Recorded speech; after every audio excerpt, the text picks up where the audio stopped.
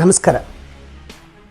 ಸಚಿವರಾದ KN ರಾಜಣ್ಣನವರು ಮಾತನಾಡ್ತಾ ಇದ್ದಾಗ ಹಾಸನಕ್ಕೆ ಹೋಗಬೇಡಿ, ವಾಮಾಚಾರ ಮಾಡ್ತಾರೆ, ಅವರ ಅಭಿಮಾನಿಗಳು ಅವರಿಗೆ ಹೇಳಿದರು.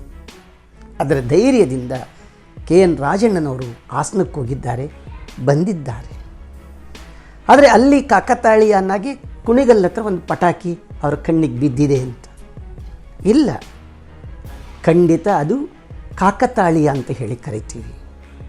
ನಡೆಯುವಾಗ ಎಡುವುದು ಸಹಜ, ಮನುಷ್ಯನ ಸಹಜ ಕ್ರಿಯೆ. ಮಾನ್ಯ ರಾಜಣ್ಣನವರೇ, ಕರ್ನಾಟಕದ ಜನತೆಯ ಪರವಾಗಿ ತಮ್ಮನ್ನು ಪ್ರಾರ್ಥಿಸಿಕೊಡ್ತೇನೆ. ತಾವು ದಿಟ್ಟತನದಿಂದ, ಧೈರ್ಯತನದಿಂದ ಮುನ್ನುಗ್ಗಿ ನಿಮ್ಮ ಆ ಧೈರ್ಯವೇ ಈ ಮಟ್ಟಕ್ಕೆ ಬರಲಿಕ್ಕೆ ಸಾಧ್ಯ ಆಗುತ್ತೆ. ಮನುಜ ಮತದ ಮನಸ್ಸು ಇರೋವರೆಗೂ ಯಾವುದೇ ರೀತಿಯ ವರ್ಕೌಟ್ ತಮ್ಮ ಮೇಲೆ ಆಗಲ್ಲ. ನಾನು ರಾಜಣ್ಣನವರಿಗೆ ಮನವಿ ಮಾಡಿಕೊಳ್ತೇನೆ, ಧೈರ್ಯದಿಂದ ಮುನ್ನುಗ್ಗಿ ಅಧೈರ್ಯ ಪಡಬೇಡಿ, ವಾಮಾಚಾರ ನಡೆಯಲ್ಲ ಅಂತ. ಆದರೂ ನಿಮ್ಮ ಪರವಾಗಿ ನಾನು ನಿಂತ್ಕೊಳ್ತೇನೆ. ವಾಮಾಚಾರ ನಡೆಯುತ್ತೆ, ವರ್ಕೌಟ್ ಆಗುತ್ತೆ ಅನ್ನೋದಾದರೆ ನಿಮಗೆ ಮಾಡುವ ಬದಲು ನನಗೆ ಮಾಡಲಿ, ನಾನು ರೆಡಿಯಾಗಿ ನಿಂತಿದ್ದೇನೆ. ಖಂಡಿತ ಈ ಕ್ಷಣದಿಂದ ವಾಮಾಚಾರಿಗಳೇ, ನಿಮಗೆ ತಾಕತ್ತಿದ್ದರೆ ವಾಮಾಚಾರನ ನನ್ನ ಮೇಲೆ ಮಾಡಿ ಅಂತ ಹೇಳಿ.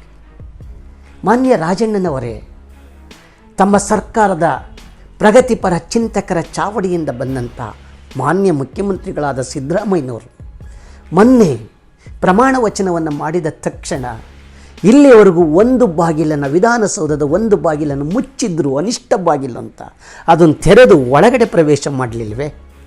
ದಿಟ್ಟತನದಿಂದ ಸರ್ಕಾರವನ್ನು ಮುಂದುವರಿಸ್ತಾ ಇಲ್ವೇ? ಬನ್ನಿ, ವಾಮಾಚಾರ ವರ್ಕೌಟ್ ಆಗುತ್ತೆ ಅನ್ನೋದಾದರೆ ಪೊಲೀಸ್ ಸ್ಟೇಷನ್ ಬೇಕಿರಲಿಲ್ಲ, ಮತದಾನ ಪ್ರಕ್ರಿಯೆನೇ ಬೇಕಿರಲಿಲ್ಲ, ಎದುರಾಳಿಯನ್ನು ವಾಮಾಚಾರದ ಮುಖಾಂತರ ಸೋಲಿಸ್ಬೋದಾಗಿತ್ತಲ್ವೇ? ಇಲ್ಲ, ಸರ್ಕಾರ ಇದೆ, ಮೌಢ್ಯತೆಯ ಕಾನೂನು ಜಾರಿಗೆ ಬಂದಿದೆ, ಇದಕ್ಕೆ ನಾವು ಯಾರೂ ಹೆದರಬೇಕಾಗಿಲ್ಲ. ಆದರೆ ಹೆದರೋಕ್ಕಿಂತಲೂ ವಾಮಾಚಾರ ವರ್ಕೌಟ್ ಆಗಲ್ಲ. ಜೈ ರಾಜಣ್ಣನವರೇ, ನೀವು ಮುನ್ನುಗ್ಗಿ, ಧೈರ್ಯದಿಂದ ಮುನ್ನುಗ್ಗಿ, ವಾಮಾಚಾರ ವರ್ಕೌಟ್ ಆಗಲ್ಲ. ನಮಸ್ಕಾರ.